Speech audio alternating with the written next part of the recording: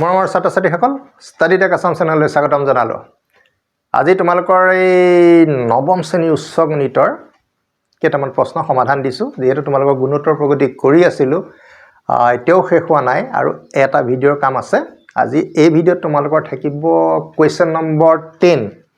Question number 10ৰ পৰা 17লৈকে থাকিব দেই। কুৱেশ্যন নম্বৰ 10ৰ পৰা ক'লে থাকিব 17লৈকে। যিহেতু জিপি যিটো 6.3 এক্সাৰচাইজ তাতে তোমালোকৰ প্ৰায় 24টামান প্ৰশ্ন আছে। ইয়াৰ পিছৰ ভিডিঅ'ত তাৰমানে আমি 18ৰ পৰা কৰিব লাগিব। 18ৰ পৰা 24লৈ তোমালোকক কৰি দিলে তোমালোকৰ জিপি এক্সাৰচাইজটো কমপ্লিট হ'ব 6.3 আৰু শেষত তোমালোকৰ 6.4 এটাই এক্সাৰচাইজ থাকিব আৰু সেইটো মই যিমান পাৰিম এটা ভিডিঅ'ত তোমালোকক কমপ্লিট কৰি দিম। আৰু শেষত অলপ থাকিলেগে পিছে তোমালোকৰ ফেক্টৰাইজেশ্যনৰ সেইখিনিও দিবলৈ চেষ্টা কৰিম। তোমালোকে যিখিনি পাইছা,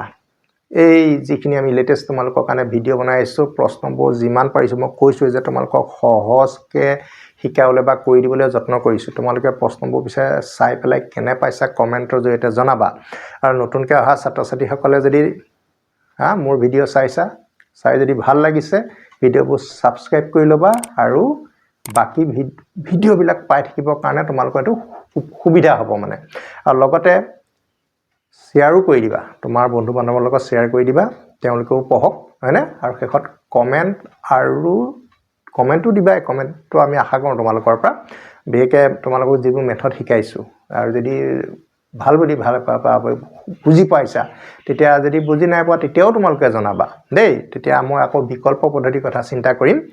আৰু শেষত তোমালোকে লাইক এটা কিন্তু কৰিবলৈ নাপাহৰিবা। এতিয়া মই বিশেষ কথা নকওঁ আৰু মই অনুশীলনী আৰম্ভই কৰোঁ। তোমালোকৰ কুৱেশ্যন নম্বৰ এতিয়া 10ৰ পৰা আমি আৰম্ভ কৰিম। ইয়াতে দিয়া আছে যে ABCD ৰাশিকেইটা গুণোত্তৰ প্ৰগতিত থাকিলে দেখুওৱা যে তলৰ ৰাশিবিলাকো গুণোত্তৰ প্ৰগতিত থাকিব। ABCD যদি গুণোত্তৰ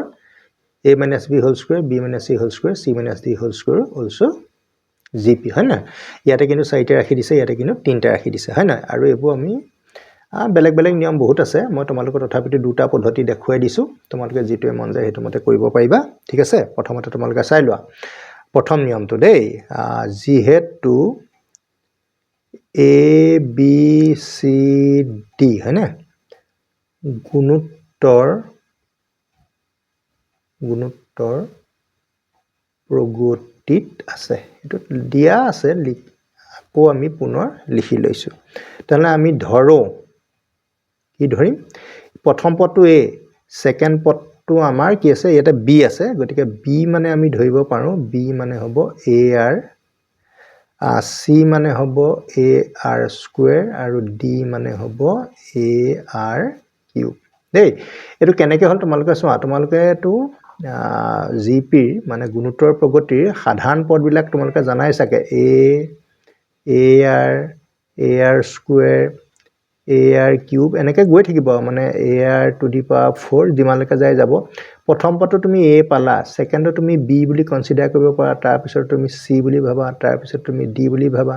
তাৰপিছতো E বুলি ভাবা, যিমান হয় আৰু তেনেকৈ তুমি কনচিডাৰ কৰি ল'ব পাৰিবা। অৱশ্যে মই বেলেগ এটা ধৰণেও মই শিকাব পাৰোঁ, কিন্তু মই তোমালোকক ভাবিছোঁ এইটো ইজি হয়। AR স্কুৱেৰ, AR কিউব এনেকৈ লিখিলাতো, গতিকে প্ৰথম পদ Aটো A থাকিব আৰু ছেকেণ্ড পদটোক তুমি B বুলি ধৰিলা, তাৰমানে এইটো তোমাৰ B হ'ব আৰু Cটো তোমাৰ AR স্কুৱেৰ, ঠিক আছে? এনেকৈ তোমালোকৰ বহুত ভাল হ'ব। গতিকে this is B equal to AR, এইকেইটা লিখিলা।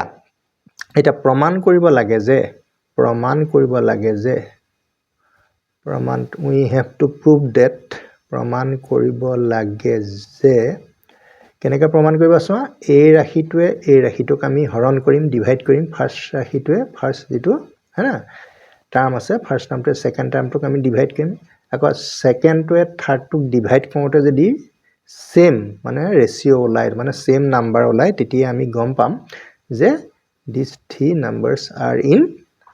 GP, ঠিকে আছে? এতিয়া প্ৰথমতে আমি লিখিম B - C হোল স্কুৱেৰ, তাৰমানে ছেকেণ্ডটোক আমি ফাৰ্ষ্টটোৱে ডিভাইড কৰিম, A - B হোল স্কুৱেৰ, আৰু সেইটোৰ লগত ইকুৱেল হ'ব লাগিব থাৰ্ডটোক C - D হোল স্কুৱেৰক যদি আমি B - C হোল স্কুৱেৰে কি কৰোঁ? ডিভাইড কৰোঁ, ঠিক আছে? ফাৰ্ষ্টটোৱে ছেকেণ্ডটোক ডিভাইড কৰিম, ছেকেণ্ডটোৱে থাৰ্ডটোক ডিভাইড কৰিম, আৰু দে আৰ মাষ্ট বি ইকুৱেল, তোমালোকৰ সমান হ'ব লাগিব। এতিয়া এইটো আমাৰ লেফ্ট হেণ্ড ছাইড হ'ব, এইটো আমাৰ ৰাইট হেণ্ড ছাইড হ'ব। আমি লেফ্ট হেণ্ড ছাইডটো লিখোঁচোন। লেফ্ট হেণ্ড ছাইড চাই ল'বা, B minus C whole square আৰু এইপিনে হ'ব A minus B whole square ঠিকে আছেনে তাৰপিছত আমি ভেলুবিলাক ইয়াতে বহাওঁ বি মানে কিমান হ'ব তোমালোকে ইয়াতে লেখাই পাইছা বি মানে হ'ব এ আৰ ঠিক আছে আৰু চি মানে হ'ব এ আৰ স্কুৱেৰ তাৰপিছত বন্ধনী ইউজ কৰিবা ওপৰত স্কুৱেৰটো থাকিব আৰু এ মানেতো ভেলু নাই এ মানে এ হয় আৰু বি মানে হ'ব এ আৰ ওপৰত হোল স্কুৱেৰ আছে তাৰপিছত তুমি চাবা ইয়াৰ পৰা আমি কি কমন ল'ব পাৰিম এ আৰ ইয়াতো এ আৰ আমাৰ এ আৰ কমন আহিব ঠিক আছে এ আৰ কমন আমি ল'লোঁ এ আৰ কমন লোৱাৰ লগে লগে ব্ৰেকেটত কি থাকিব 1 এটা থাকিব এ আৰৰ ঠাইত 1 থাকিব আৰু ইয়াতে আৰ এটা থাকিব এতিয়া যেহেতু স্কুৱেৰ আছিলে গতিকে তোমালোকে ইয়াতো স্কুৱেৰ দিব লাগিব আৰু ইয়াতো স্কুৱেৰ দিব লাগিব কথাটো হ'ল সেইটো এ এটা কমন ল'লোঁ ব্ৰেকেটত কি থাকিব 1 মাইনাছ আৰ কিন্তু যেহেতু স্কুৱেৰ আছিলে গতিকে ইয়াতো স্কুৱেৰ দিয়া ইয়াতো স্কুৱেৰ দিয়া এটা চোৱা সাম টাৰ্মছ উইল বি কেনসেল কিছুমান পদ তোমালোকৰ কটা যাব এইটোৰ লগত এইটো কেনসেল যাব এ স্কুৱেৰ লগত এ স্কুৱেৰ কেনসেল যাব গতিকে আমি কি পালো আৰ স্কুৱেৰ পালো this is our R square the small R square এটা আমি কমন ৰেশিওটো মানে আৰ স্কুৱেৰ পালো মানে এইটোৱে ডিভাইড কৰি আৰ স্কুৱেৰ পালো আকৌ তেনেকৈ তুমি ৰাইট হ্যান্ড সাইডটো কৰিবলৈ যত্ন কৰা ৰাইট হ্যান্ড সাইডটো কি হ'ব c minus d whole square আকৌ b minus c whole square এনেকৈ লিখি ললা লিখাৰ পিছত ভ্যালু বহোৱা c মানে কি আছিল c মানে ar square আৰু d মানে ar cube ব্ৰেকেটটো দিবা ব্ৰেকেট দি পেলাই ওপৰত স্কয়াৰ আকৌ b মানে ঠিক তেনেকৈ ar আমাৰ লিখা আছে আৰু c মানে হ'ব ar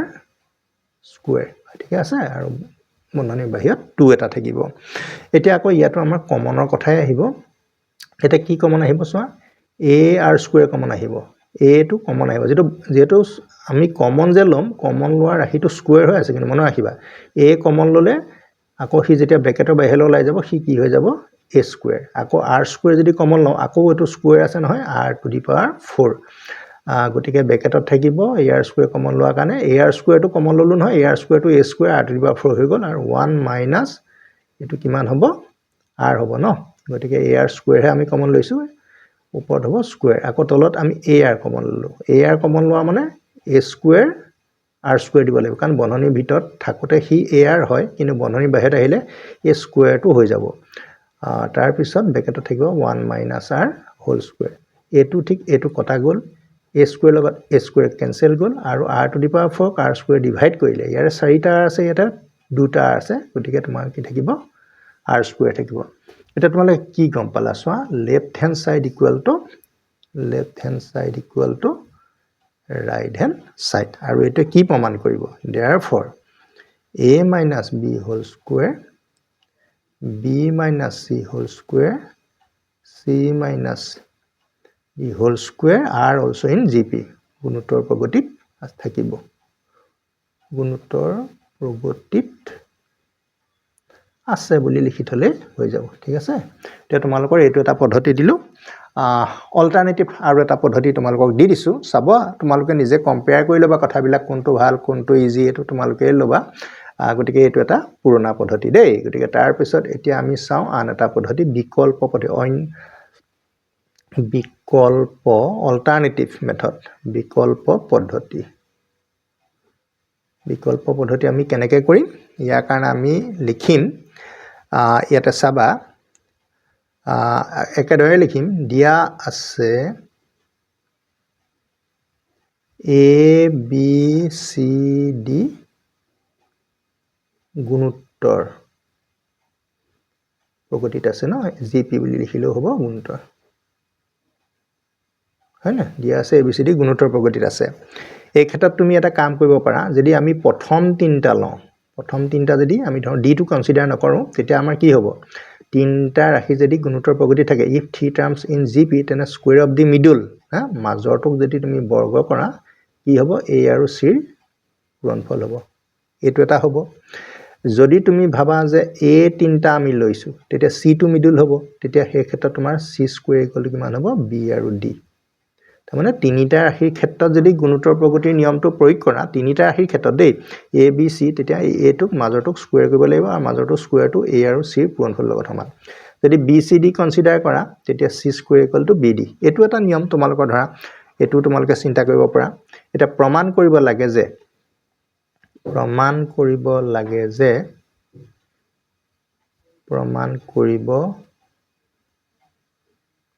যে এইটো ঠিক এইটো নিয়মতে আমি কৰিম আমি এটা প্ৰমাণ কৰিব লগা ৰাশিকিটা এই তিনটাই ধৰে গতিকে কি কৰিম এইটোক স্কুৱেৰ কৰিম এইটো স্কুৱেৰটো কাৰ লগত ইকুৱেল হ'ব এই দুটা পূৰণফলৰ লগত সমান হ'ব ঠিক আছে এতিয়া তেনেহ'লে লিখিম এইটো আৰু এইটো পূৰণফল a - b হোল স্কুৱেৰ তাৰ লগত আমি ইনটু কৰিম c - d হোল স্কুৱেৰ আৰু সেইটো ইকুৱেল হ'ব b - c হোল স্কুৱেৰ তাৰমানে আকৌ ডাবল স্কুৱেৰ হ'ব হয় নহয় কাৰণ তোমাৰ এইটো নিয়ম খাটিছে নহয় গতিকে এইটো মতে তোমালোকৰ হ'ব এইটো আমাৰ লেফট হ্যান্ড সাইড এইটো আমাৰ ৰাইট হ্যান্ড সাইড গতিকে এইটো পা কৰি যদি এইটো উলিয়াই দিব পাৰো আমাৰ প্ৰমাণ শেষ হৈ যাব তোমালোকে দুটা পদ্ধতি এতিয়া সেকেন্ডটো কৰি আছো আমি এতিয়া বাও পক্ষ লেফট হ্যান্ড সাইড আমি লিখিছো a - b হোল স্কুৱেৰ তাৰ লগত ইনটু চিনটু নিদিলেও হয় আসলতে বন্ধনী আছেই তথাপিতো দিলেও তোমালোকৰ ভুল নহয় এতিয়া a ভ্যালু কিমান হ'ব a ভ্যালু তুমি ইয়াত চাবলৈ হলে এই c টোৱে b স্কুৱেৰক ডিভাইড কৰি দিয়া b স্কুৱেৰ বাই c তাৰপিছত মাইনাস b পাতা ওপৰত হোল স্কুৱেৰ থাকিব আকৌ ঠিক তেনেকে c টো থাকিবলৈ দিয়া c ভ্যালু যেহেতু এটা আমি নালাগে উলিয়াব d ভ্যালু কিমান হ'ব c স্কুৱেৰ বাই b হ'ব ইয়াবা d টো যদি ৰাখি দিও এই b টো ইয়াৰ তললৈ গুচি আহিব তাৰপিছত ওপৰত হোল স্কুৱেৰ ইয়াৰ মূল উদ্দেশ্যটো কি তোমালোকে বুজি লোৱা যে কিয়নো আমি কিটা এনেকে a টো খলালো d টো খলালো হয়নে c টো নাই খলোৱা b টো নাই খলোৱা তাৰ অৰ্থটো যে আমি যেটো ৰাইট হ্যান্ড সাইডে আনসাৰ উলিয়াম মানে সেই আনসাৰটোত b আৰু c হে আছে এতিয়া চোৱা তোমাৰ গোটেই ইকুৱেশনটোত কেৱল b আৰু c বাদে অন্য কোনো নাই গতিকে b আৰু c লে পৰিণত কৰি ললো তেতিয়া বাকিখিনি তোমালোকৰ এতিয়া আনসাৰ লাহে লাহে ওলাব আৰু এটা তোমালোকে চোৱা মই ইকুৱেল সাইন দিলো দি পেলাই ব্ৰেকেটৰ ভিতৰত আমি এটা কি লম কমন এটা লম b এটা কমন ললে কি হ'ব এই b বাই c থাকিব ন b বাই c থাকিব ইয়াত 1 এটা থাকিব আৰু ব্ৰেকেট দি পেলাই এটো আমি কি দিম হোল স্কুৱেৰ ঠিক তেনেকে ইয়াত আমি c এটা কমন লম c এটা কমন ললে ব্ৰেকেটৰ ভিতৰত c টো কমন ললে 1 থাকিব আৰু ইয়াত এটা c থাকিব তলত b থাকিব আৰু বন্ধনী দি পেলাই তোমালোকে এই হোল স্কুৱেৰটো তো দেখুৱাবই লাগিব ঠিক আছে তাৰ পিছত এই বন্ধনীটো যদি খুলি দিও ইয়াত আমাৰ দুটা বন্ধনী আছে এই স্কুৱেৰটো আহি পেলাই ইয়াৰ b ওপৰত আহিব গতিকে এটো হ'ব b স্কুৱেৰ আৰু এইটো তুমি এলসিএম ললে c টো এলসিএম ললে এটো c হ'ব b - c আৰু হোল স্কুৱেৰটো তোমাৰ থাকিবই ঠিক আছে তাৰপিছত ইনটু এই c টো তেনেকে তোমাৰ স্কুৱেৰ হ'ব আৰু বন্ধনীৰ ভিতৰত এলসিএম টো লৈ দিলে এটো হ'ব তোমাৰ b - c আৰু ওপৰত হোল স্কুৱেৰটো হোল স্কুৱেৰ হিচাপে থাকিব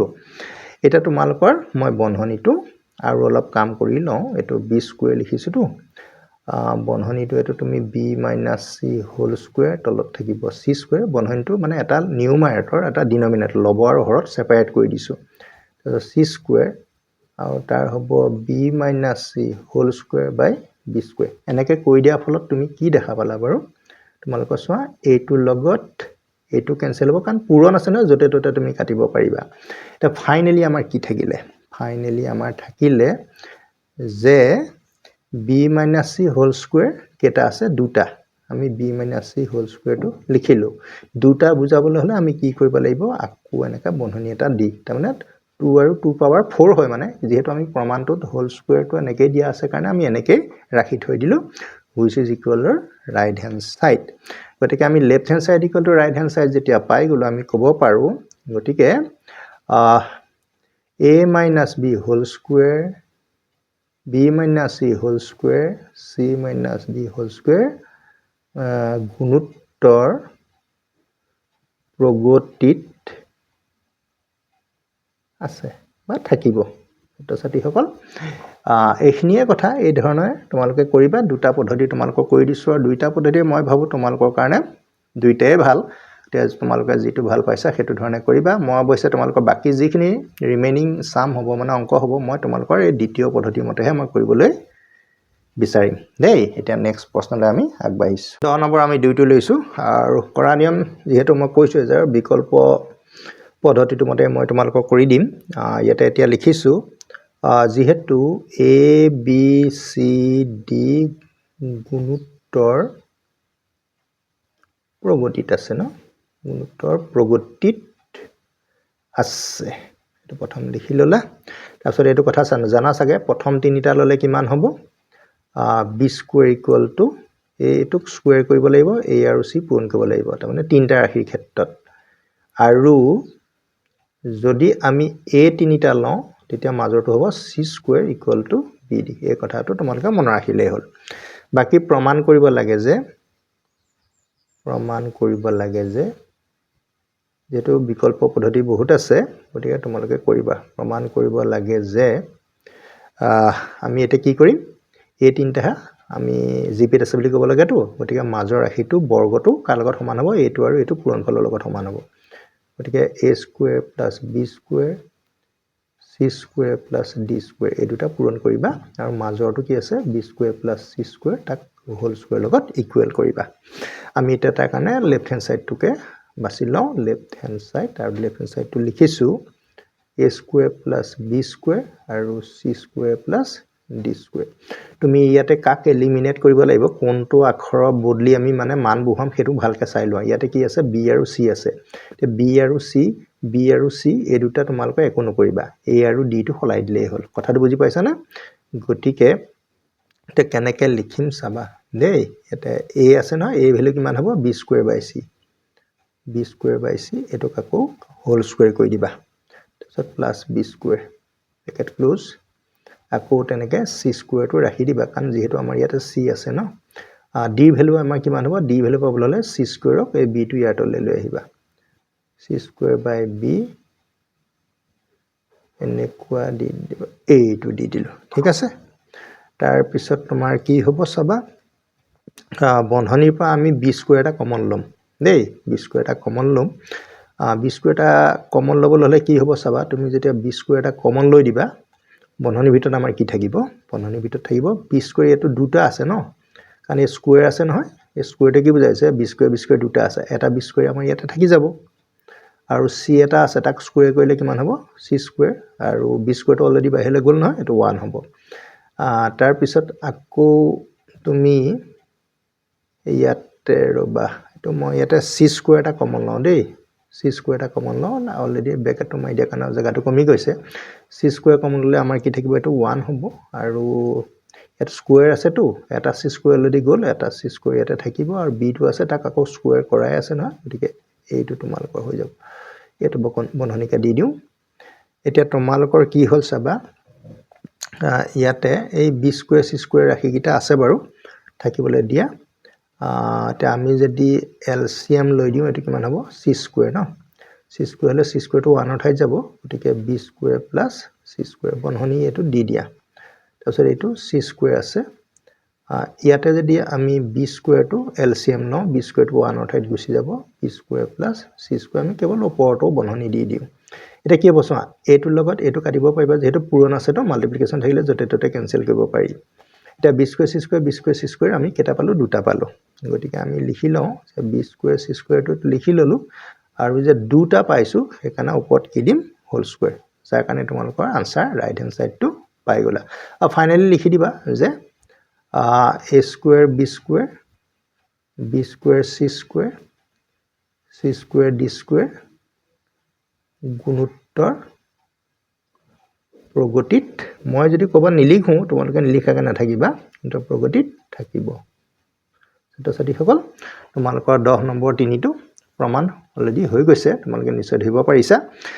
তাৰ পিছত 3 নম্বৰটো তাৰ পিছৰ যেটো আছে হেতু মই তোমালোকক কৰি দিছো সময় বচাবৰ কাৰণে দেই কাৰণ তোমালোকে এখিনি কথা জানা যিখিনি কথা তাত কৰিছা হেখিনি একেটাও কৈছে ইয়াত তুমি 20 square equal to ac লিখিছা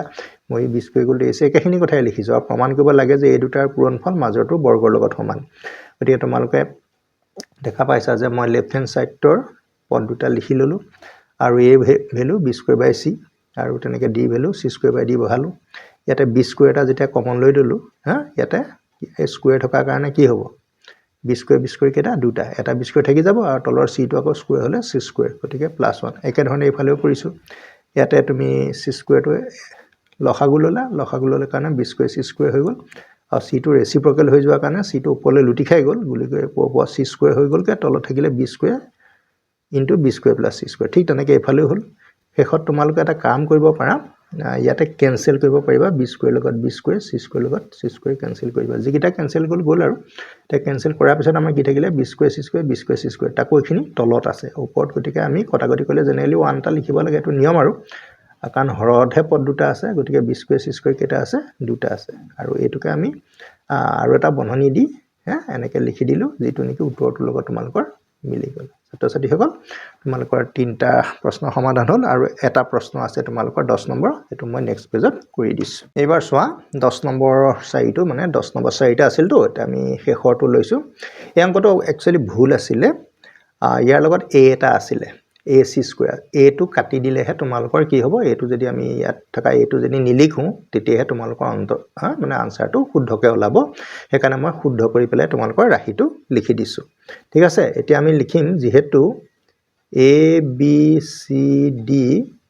g পিত আছে ন গুণোত্তৰ প্ৰগতিত আছে আৰু মানে হেয়ে তোমালোকে কি লিখিব পাৰিবা এই প্ৰথম তিনটাৰ পৰা কি লিখিব পাৰিবা b স্কয়াৰ = ac আৰু সেকেন্ড তিনিটাৰ পৰা তুমি মাজৰটো কি বনাব c স্কয়াৰ = bd ঠিক আছে মই আগতে কৈছো যে মই দ্বিতীয় পদ্ধতিটোত কৰিম এতিয়া প্ৰমাণ কৰিব লাগে যে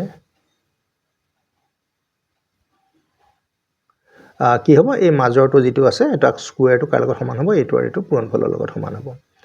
গতিকে আমি abc - a স্কয়াৰ ন তাৰ লগত প্ৰডাক্ট কৰিম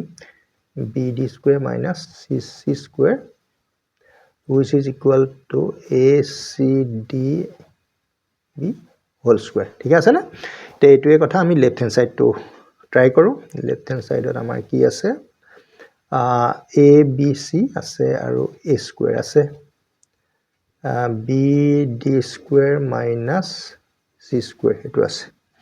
এটা এটা কাম কৰিম চাবা দেই ইয়াতে ac আছে নে এই a আৰু c এই ac ৰ বদলি আমি কি লিখিম জানা নাই ac বদলি আমি লিখিম b স্কয়াৰ গটিকে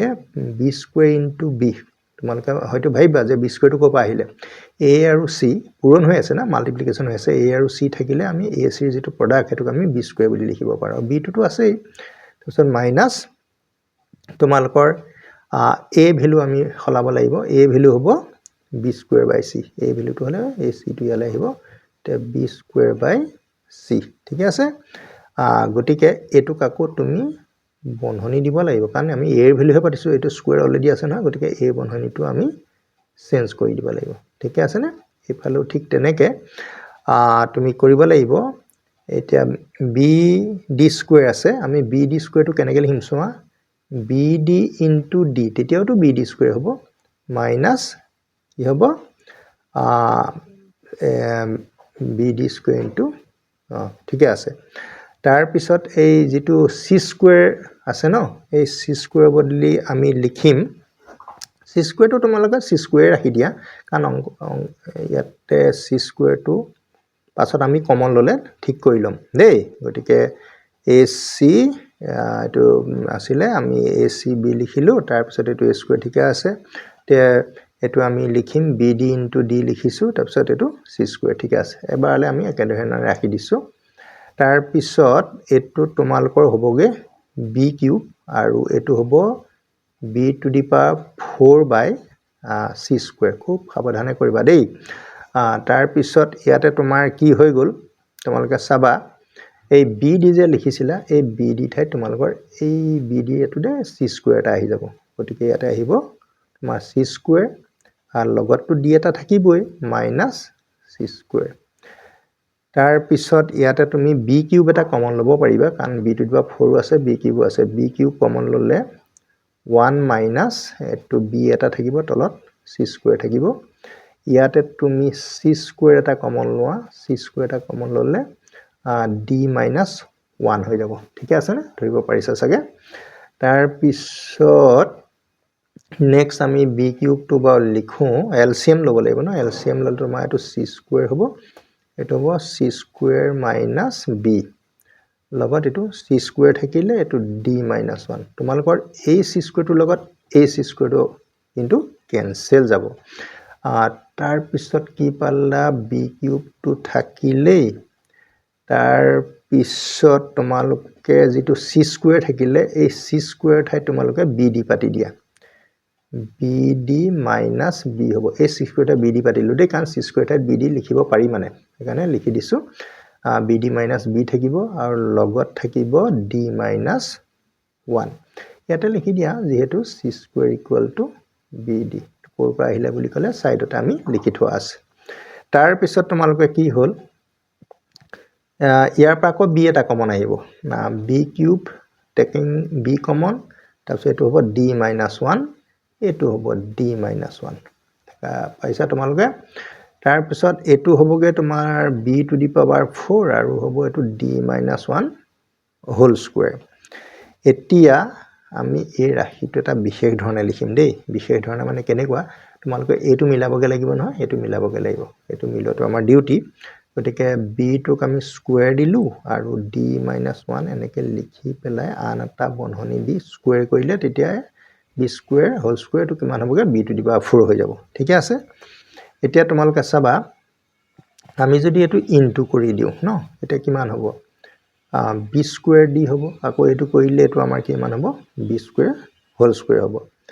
এতিয়া তোমালোকে চাবা ইয়াতে আমাৰ D টো বাও আছে B স্কয়াৰ মানে কি হোৱাট ইজ B স্কয়াৰ মানে হলো আমাৰ B স্কয়াৰ মানে আমাৰ AC হ'ব এটো তোমালোকে দেখা পাইছা যে B স্কয়াৰ ঠাইত আমি কি লিখিব পাৰো AC লিখিব পাৰো তে এই B স্কয়াৰ ঠাইত আমি AC লিখি দিম গতিকে কমন ওপৰলে দিছো B square equal to AC লিখিম আৰু লগত D এটা থাকিলে ACD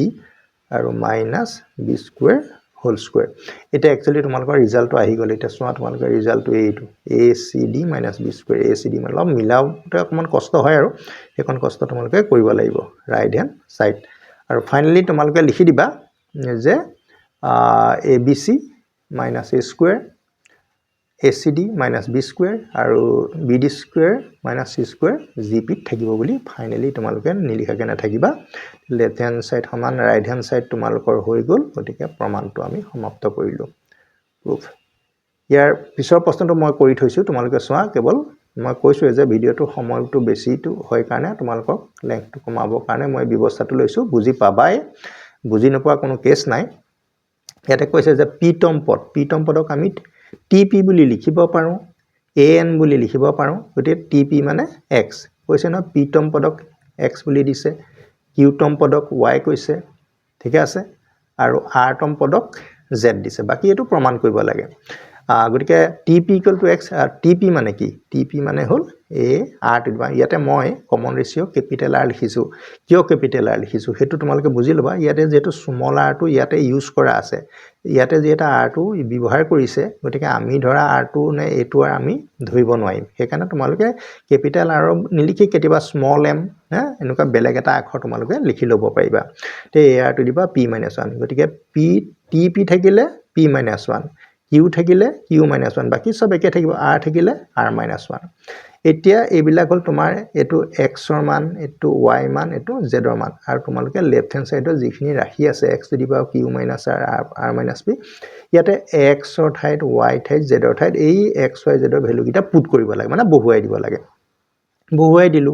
বহুৱাই দি প্লাই তোমালোকৰ x ৰ ভ্যালুটো তুমি এটো দেখাই পাইছা a r two the power p-1 আকৌ ব্ৰেকেট এটা দি q-r পাৱাৰটো আমি লিখি দিছো তেনেকৈ গুটিটা কৰিছো এটা ব্ৰেকেটটো যদি আমি ওপেন কৰো কি হ'ব বাৰু a ৰ ঘাত কিমান হ'ব q-r আকৌ r ৰ ঘাত অলৰেডি p-1 টা আছে আকৌ q-r টোৰ লগত ইনটু হ'ব তেনেকৈ গুটেখিনিতে আছে এতিয়া ইয়াতে আমি a খিনি চাও এটো a এটো তোমালোকৰ a হয় গুটেকিটা a ৰ পাৱাৰ কিটা আমি প্লাস কৰিম যেটো ইনটু থাকিলে পাৱাৰবোৰ প্লাস কৰে q-r plus r-p plus p-q এই গুটেখিনি তোমালোকৰ কেনসেল যাব সব কেনসেল যাব a two the power 0 r ৰ পাৱাৰবোৰ তেনেকৈ আমি প্লাস কৰি পেলাম এই গুটে বন্ধনীখিনি যদি তুমি খুলি পেলাও দেখিবা সব কটা গটি গল সব একো বাকি নাথাকে r ৰ পাৱাৰ আলটিমেটলি 0 হ'ব আৰু এনিথিং টু দি পাৱাৰ 0 যাৰ ঘাত শূন্য থাকে কি হয় 1 হয় তলৰটো আকৌ 0 হ'ব নোৱাৰিব দেই 0 টু দি পাৱাৰ 0 মানে 1 নহয় আকৌ গতিকে তোমালোকে এটো এটা বাস্তৱ সংখ্যা হ'ব লাগিব 1 * 1 1 ৰাইট হ্যান্ড সাইড ছাত্ৰ-ছাত্ৰী সকল এটো এটা সহজ প্ৰশ্ন আৰু এই প্ৰশ্নটো কিন্তু দেখা যায় পৰীক্ষাত প্ৰায় আহি থাকে দেই গতিকে মই তোমালোকক টিক মাৰ্ক দিছো দৰকাৰী অংক আৰু সহজ অংক গতিকে তোমালোকে ট্ৰাই কৰিব লাগিব ঠিক আছে এতিয়া নেক্সট প্ৰশ্ন আমি 12 নম্বৰলৈ আগবাঢ়িছো এটো এটা ইম্পৰ্টেন্ট প্ৰশ্ন তোমালোকে চোৱা 12 নম্বৰটোত ইয়াতে কৈছে যে দুটা পদৰ মাজৰ মানে দুটা টাৰ্মছ আছে ন পদৰ মাজৰ গুণোত্তৰ মাধ্যগিতা g1 আৰু g2 আমি দুটা সংখ্যা ইয়াতে দি থোৱা নাই মানে দুটা টাৰ্ম আমাক দি থোৱা নাই সেই টাৰ্ম দুটা ধৰি লম আৰু সেই টাৰ্ম দুটাৰ মাজত g1 আৰু g2 আছে বুলি কৈছে ঠিকে বুজি পাইছা নহয় আৰু সেই পদ দুটাৰ মাজৰ সমান্তৰ মাধ্য এ এটা সমান্তৰ মাধ্যটো এই হ'ব এটা মানে আমি যদি a আৰু b ধৰ a আৰু b মাজত a আছে বুলি ধৰিম ঠিক আছে আকৌ a আৰু b ধৰিলে g1 g2 টো হেতৰ কাৰণে গুণোত্তৰ মাধ্য হ'ব গতিকে আমি এটো প্ৰুফ কৰিব লাগে তাৰ কাৰণে আমি আৰম্ভ কৰো ধৰা হল সংখ্যা দুটা let two numbers be ধৰা হল সংখ্যা দুটা যিকোনো x y a b কিবা ধৰিলে হল সংখ্যা দুটা a আৰু b এনেকে তোমালোকে লিখি লবা গতিকে ইয়াতে তোমালোকক দিয়া আছে a আৰু b ৰ সমান্তৰ মাধ্য তোমালোকক কিমান দিয়া আছে ক্যাপিটেল এ তে সমান্তৰ মাধ্য কেনেকৈ উলিয়ায় সমান্তৰ মাধ্য পাবলৈ হলে কি কৰিব লাগিব এই যি দুটা ৰাশি আছে সেই ৰাশি দুটাক প্লাস কৰি 2 ৰে ডিভাইড কৰিলে যিটো পাম আমি হেতুকে a ৰে বুজাইছো কথাটো হল হেতুই অন্য কথা একো নাই তাৰ পিছত তুমি চাবা আকৌ আমাক দি থোৱা আছে g1 g2 টো তোমালোকক কৈ দিছে গুণোত্তৰ মাধ্য হয় না আকৌ লিখিম আকৌ a আমিটো ধৰিয়ে ললো a আৰু b মাজত কি আছে g1 g2 তে a g1 g2 b হয় না গুণোত্তৰ প্ৰগতিত থাকিব গুণোত্তৰ প্ৰগতিত আছে হা again a g1 g2 and b are in gp কারণ মিন গিটাও মাজতে আমি লব লাগিব মাধ্য গিটা আমি লব লাগিব কার মাজত লব লাগিব a আৰু b মাজত আছে গতিকে a আৰু b মাজত থকা মাধ্য গিটা লৈ পেলাই আমি চাৰিটা পালো আৰু এই চাৰিটাই গুণোত্তৰ প্ৰগতি ফৰ্ম কৰিব কথাটো হল হিমানে যাতে গুণোত্তৰ প্ৰগতি যদি ফৰ্ম কৰে আমি কেনেকে লিখিম বাৰু চোৱা এটা লিখা ষ্টাইল আছে তোমালোকে জানা g1 ক যদি আমি a ৰে হৰণ কৰিম হা প্ৰথম পদটোৱে দ্বিতীয় পদটোক আমি যদি ডিভাইড কৰো এটা ৰেশিও পাম সেই ৰেশিওটো ইকুৱেল হ'ব g2 ক g1 ৰে তাৰমানে আকৌ দ্বিতীয়টোৱে তৃতীয়টোক আমি হৰণ কৰিম আৰু লাষ্টত b2 ক g2 ৰে আমি হৰণ কৰিম হা এনেকে কৰিব লাগিব তাৰমানে এইটোক হৰণ কৰাৰ পিছত এটা ৰেশিওবোৰ কি হ'ব লাগিব সেম কাৰণ জিবিত আছে কিন্তু জিবিত থাকিলে আমি এনেকে লিখিম এটা তোমালোকে এই কন্তে কমন জাস্ট মন কৰিলে হল সো a টোৰ লগত a টো যদি ক্ৰস মাল্টিপ্লিকেশন কৰা এটো কি হ'ব g1 স্কয়াৰ আৰু a টোৰ লগত এটো ক্ৰস মাল্টিপ্লিকেশন কৰিলে a g2 ঠিক আছে আকৌ তেনেকে মাজৰটো মানে দুবাৰ লব লাগিব হা প্ৰথম দুটা ৰেশিও আকৌ সেকেন্ড দুটা ৰেশিও a টোৰ লগত এটো আমি আকৌ a টোৰ লগত এটো ক্ৰস মাল্টিপ্লিকেশন কৰিলে কিমান হ'ব g2 square equal two b g1 এইকিটা বস্তু তোমালোকে পাবা ধৰিব পাৰিছা না এই অনুপাতটো পা তাৰমানে এবাৰ তুমি a2 ললা এবাৰ তুমি a2 ললা তাৰপিছত ক্ৰস মাল্টিপ্লিকেশন কৰিলা এটা এই বস্তু কিটা পা ইয়াৰ পা a এৰ মান কিমান বাৰ ইয়াৰ পা a এৰ মান তুমি যদি বিচৰা তেতিয়া হ'ব g1 স্কয়াৰ বাই g2 ইয়াৰ পা যদি তুমি b এৰ মান বিচৰা কি হ'ব বাৰ g2 স্কয়াৰ বাই g1 ঠিক আছে তোমালোকে এই ৰাশি দুটা ধুনিয়াকে পাই যাবা b মানটো উলিয়াব ললে g1 টো অতৰাব লাগিব হয় না g1 টো ক'ত যাব এটো ইয়াৰ তলত যাব এটা তোমালোকে এই যেটো পাইছা এটোতে এটা মই কাম কৰি দিও চোৱা এটা ইমপ্লাই দি পেলাই a + b = twice এটো তুমি মাৰ্কিং কৰি দিয়া হে সমীকৰণ কি হ'ব তোমালোকৰ 1 হ'ব হে 1 তে আমি a b মান বিলাক পুট কৰি দিম a আৰু b মান বিলাক ইয়াতে পুট কৰি দিলে তোমাৰ আনসাৰ আহি যাব তে 1 ইমপ্লাই এই 1 ত আমি কি পাম a ভ্যালু পাম a ভ্যালু মানে কি g1 স্কয়াৰ বাই g2 b মানে কি g2 স্কয়াৰ বাই g1 = কিমান হ'ব twice তোমালোকৰ আনসাৰটো একচুয়ালি ওলাই গল ধৰিব পাৰিছা না ছাত্ৰ-ছাত্ৰীসকল এই ধৰণে তোমালোকৰ প্ৰমাণটো আমি কৰিছো আৰু বেলেগ নিয়ম আছে দৰকাৰ নাই গতিকে এটোৱে তোমালোকৰ ইজি নিয়ম প্ৰথমতে তোমালোকে কি কৰিবা যে দুটা সংখ্যা ধৰি লবা সংখ্যা দুটাৰ a আৰু b সমান্তৰ মাধ্য a বুলি কৈছে তাৰ মানে বস্তুটো actually a capital A B আসলে এই বস্তুটো হৈছে গতিকে তোমালোকে কি কৰিব লাগিব যে a মানটো পাবৰ কাৰণে a দুটাক কৰিব লাগিব a + b/2 বা আমি এনেকৈও ক'ব পাৰোঁ মাজৰ পদটোৰ দুগুণ twice a + b লগত সমান বিভিন্ন ধৰণৰ তোমালোকে এটো এক্সপ্লেইন কৰিব পাৰি তাৰপিছত এই তিনটা আকৌ গুণোত্তৰ প্ৰগতিত আছে বুলি প্ৰশ্নত কৈছে তাৰপিছত অনুপাতটো বনাই ললা বৰ্গগুণত মাৰি পেলাই a আৰু b ভ্যালু উলিয়াই পেলাই তোমালোকৰ সমীকৰণ 1ত বহুৱাই দিবা তোমালোকৰ প্ৰশ্ন হৈ যাব তাৰপিছত এতিয়া তোমালোকৰ আন এটা প্ৰশ্ন আমি আহিলো এটো হল 13 নম্বৰ প্ৰশ্ন দেই 13 নম্বৰ প্ৰশ্নটো তোমালোকে চোৱা গুণোত্তৰ প্ৰগতি p + q তম পদ m p + q তম পদটো কি বুলি কৈছে m বুলি কৈছে আৰু q - 1 তম পদটো n বুলি কৈছে p তম পদটো নিৰ্ণয় কৰিবলৈ কৈছে একো নাই তোমালোকে চাই লোৱা গিভেন দিয়া আছে p তম পদ আমি কি বুলি লিখো বাৰু p তম নহয় p + q তম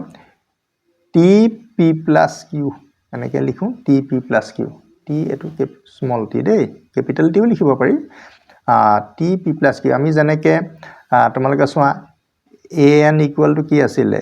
ar⁴n-1 এটো আমি কি বুলি কওঁ n তম পদৰ ফৰ্মুলা বুলি কওঁ n তম an এটা an নিলিখি আমি কি লিখিছো tp + q আৰু এই n টো ইয়াতে হয় ইয়াতে n লিখিলে ইয়াতে n হয় গতিকে tp + q মানে তোমালোকৰ কিমান দিয়া আছে m বুলি দিয়া আছে আৰু ইয়াতে তোমাৰ p + q হ'ব a r⁴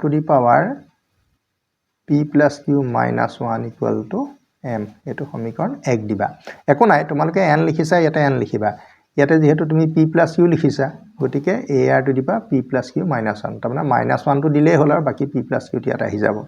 তাৰপিছত নেক্সট তোমাৰ কি পদৰ কথা কৈছে p - q চোৱা p - q তম পদ p - q হেতুক আকৌ n বুলি কৈছে তুমি যদি আকৌ a r⁴ the r power আমি n ৰ ঠাইত কি আহিব p - q এই তলত লিখা সংখ্যাটো আহে p - q - 1 which is equal to n সমীকৰণ তোমালোকৰ 2 এতিয়া তোমালোকক কৈছে p তম পদটো নিৰ্ণয় কৰিব লাগে এটা p তম পদটো কেনেকৈ আমি নিৰ্ণয় কৰিম তোমালোকে চোৱা অন্য কোনে জাস্ট এই ইকুৱেচন দুটা তোমালোকে পূৰণ কৰি দিয়া p তম পদত আমাৰ কি থাকিব তুমি যদি p তম পদ পাতা ap বুলি কোৱা ar⁴ p - 1 a টো উলিয়াই দিবলৈ কৈছে তোমালোকক ar⁴ p - 1 ৰ ভ্যালু কিমান মানে ইয়াৰ ভ্যালু কিমান ইয়াত p হে থাকিব গতিকে আমাৰ q থাকিব নোৱাৰে p তম পদত ওপৰৰ পাৱাৰটো p - 1 হয় n থাকিলে n - 1 হয় এতিয়া p থাকিব এটা আমাৰ q থাকিব নোৱাৰে গতিকে q টো আমি কি কৰিব লাগিব এলিমিনেট কৰিব বা q টো নাইকিয়া কৰিব লাগিব সেইকাৰণে সো আমি ইকুৱেচনটা ইনটু কৰিলে পাৱাৰ গিটা q কটা যাব তেতিয়া আমাৰ কেৱল p হে থাকিব আমাৰ বহুত এটা ডাঙৰ কথা হয় যে ইকুৱেচনবিলাক ফৰ্ম কৰা আছে ইকুৱেচনবিলাক প্লাস কৰিম নে মাইনাস কৰিম নে ইনটু কৰিম নে ডিভাইড কৰিম এই কথাবোৰ আমাৰ খেলিমেলি লাগি থাকে যেটা আমি p তম পদ বিচাৰিছে আমি p টোহে ৰাখিব লাগিব এতিয়া q টো নাইকিয়া কৰিবলৈ q নাইকিয়া কৰিবলৈ কি কৰিব লাগিব জাস্ট ইনটু কৰিলে তোমালোকৰ q টো নাইকিয়া হৈ যাব কেনেকৈ নাইকিয়া হ'ব জাস্ট চোৱা তোমালোকে 1 into 2 imply ঠিক আছে এতিয়া a টোৰ লগত a টো ইনটু কৰিম a টোৰ লগত a টো ইনটু কৰিম ar⁴ p + q - 1 into ar⁴ p - q p - 1 equal to mn হেতু তোমালোকে লিখিবা লিখাৰ পিছত কি কৰিম a লগত a ইনটু কৰিলে a² হ'ব তাপা r ৰ পাৱাৰ কি আছে p + q - 1 তাৰ লগত প্লাস কৰিম p - q - 1 which is equal to mn আৰু ইয়াতে তোমালোকে দেখা পাইছা কেনসেল যাব q q টো তোমালোকৰ কেনসেল যাব মই যে কৈছিলো যে p তম পদত কাৰণ p - 1 হে হ'ব লাগিব গতিকে আমি q টো থাকিব নোৱাৰিব q টো নাইকিয়া হৈ গল এতিয়া তুমি লিখিলা a² r ৰ পাৱাৰ এটা তোমাৰ কি হৈ গল p2p হল আৰু -1 -1 হৈ গল ইকুৱেল টু mn ধৰিব পাৰিছা না তোমালোকে জাস্ট চাই থাকা তাৰ পিছত ইয়াতে 2 এটা কমন আহিব r ৰ 2 কমন আহিলে এটো আমাৰ কি হ'ব p - 1 ঠিক আছে which is equal to mn এইটোকে আমি এটা বিশেষ ধৰণে লিখিম তাৰ মানে ৰাশিবিলাক এৰেঞ্জমেন্ট কৰাটো এটা অংক পাৰ্টৰ ভিতৰতে পৰে যে এৰেঞ্জমেন্ট কৰাৰ পিছতহে আনসাৰটো তোমাৰ একচুয়ালি আহে a r to the power p minus 1 মই আগতে কৈছো যে ap মানে বা tp তুমি যেটো t যদি লিখা tp ar to the power p minus আমি ইয়াৰ ভ্যালু বিচাৰি আছো যদি এই বস্তুটো আমাক লাগিব এই বস্তু লাগিবলৈ হলে এটো চোৱা ar to the power p minus 1 কিন্তু তোমালোকে হয়তো ভাবিবা যে 2 বিলাক ক'ত গল 2 আছে 2 ক'তো না যায় গতিকে 2 তোমালোক এনেকে দিলো এনেকে দি দিয়া মানে কি 2 ইয়াৰ পাৱাৰ হৈ আহিলে স্কয়াৰ হ'ব 2 ইয়াৰ লগত ইনটু হ'ব এইটো মিলি গৈছে না ইকুয়াল টু mn আৰু যদি এটা ওপৰৰ ঘাতটো অতৰাই দিও ওপৰৰ যদি ঘাতটো অতৰাই দিও আমাৰ থাকিবগে কি থাকিব চোৱা ar to the power p minus 1 থাকিব আৰু এই 2টোৰ কাৰণে যদি 2টো নিলিখো তেতিয়া এইপিনে বৰ্গমূল চিন আহিব আমি ধনাত্মক বৰ্গমূল লৈছনে বৰ্গমূল চিনৰ আগত প্লাস মাইনাস দিয়ে এটা প্লাস মাইনাস কিয় নাই দিয়া যে আমি ধনাত্মক বৰ্গমূল লৈছো ৰুট mn আহিলে আৰু এটোৱে তোমালোকৰ কি হ'ব p টম পদ যাক আমি tp বুলি কৈ আছিল ইয়াৰ ৰুট mn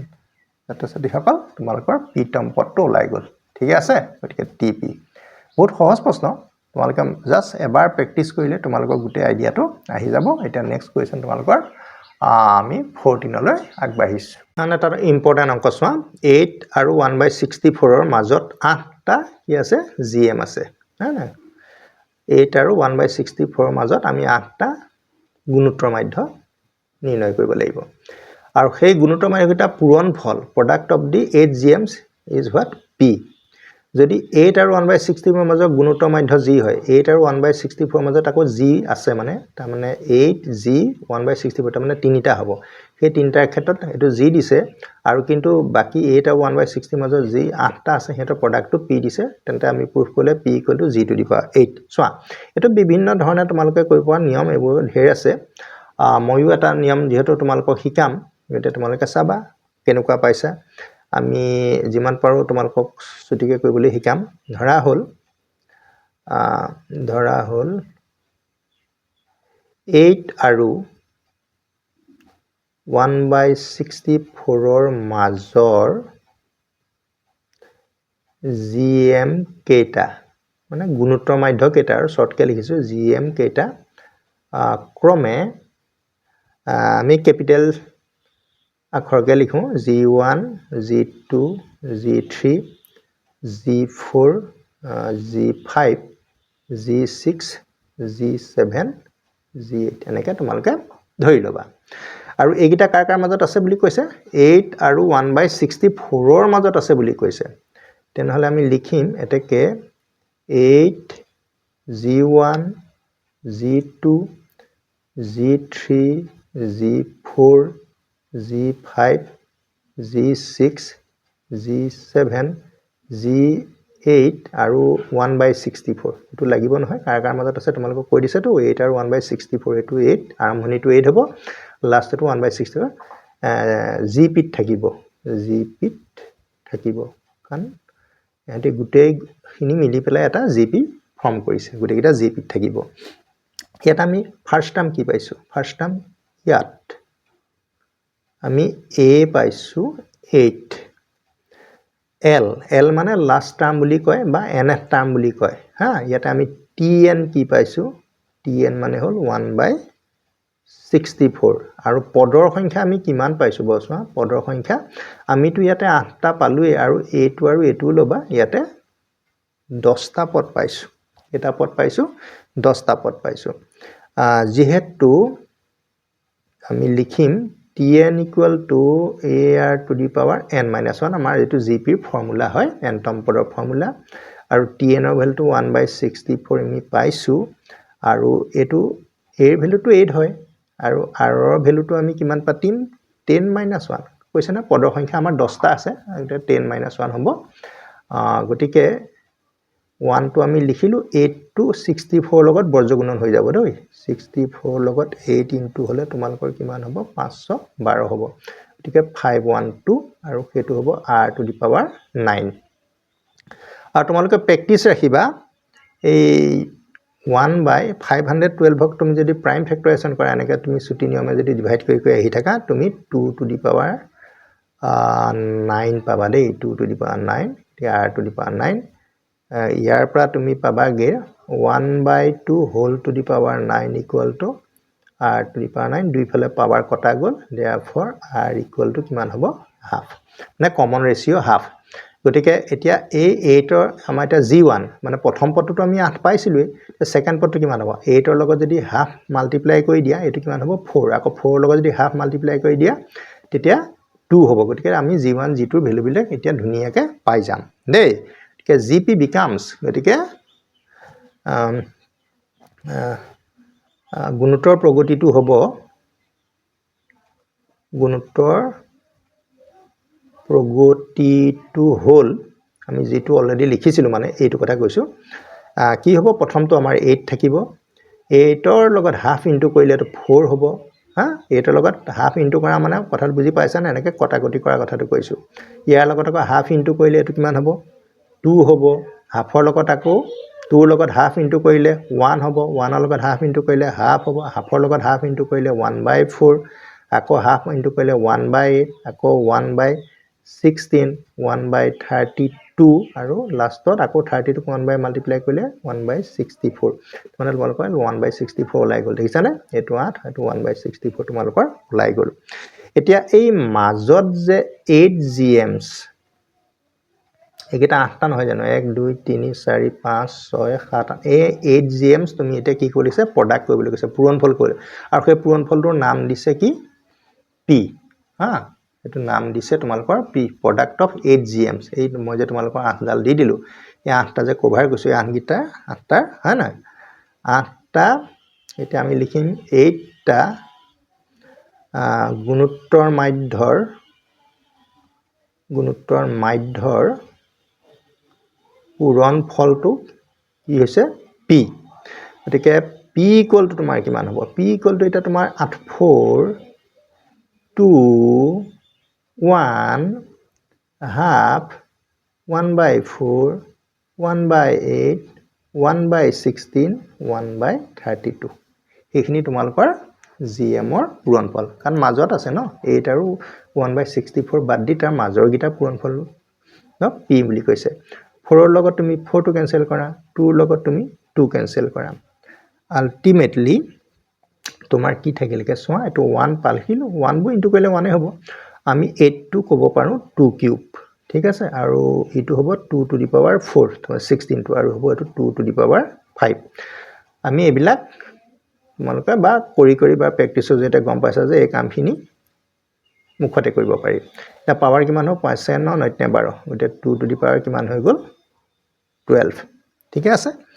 এতিয়া তোমালোকক আকৌ এটা কথা কৈছে প্ৰশ্নটো তোমালোকে ভালকে সোৱা তোমালোকক কৈছে যে 8 আৰু